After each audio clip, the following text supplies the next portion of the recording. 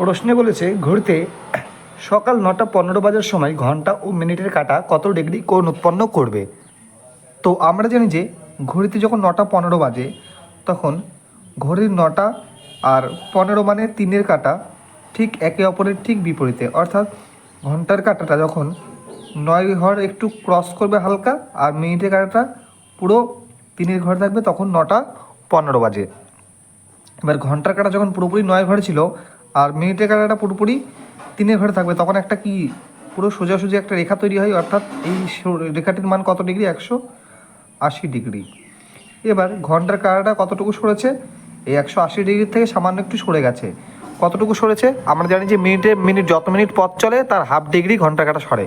তো মিনিটের কাঁটা কত ডিগ্রি চলেছে? 9টা বাজার পর 15 মিনিট, তাহলে 15 ডিগ্রির ক্ষেত্রে ঘন্টার কাঁটা কতটুকু পথ সরেছে? 15-র হাফ ডিগ্রি, 15-র হাফ অর্থাৎ 7.5 ডিগ্রি।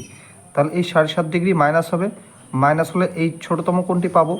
তাহলে 7.5 মাইনাস করলে ছোটোতম কোণটির মান হবে 172.5 ডিগ্রি। অথবা যদি বৃহত্তম কোণটির মান জানতে চাই তাহলে 360 থেকে 172.5 ডিগ্রি বাদ দিলে আমরা বড় কোণটির মান পেয়ে যাব।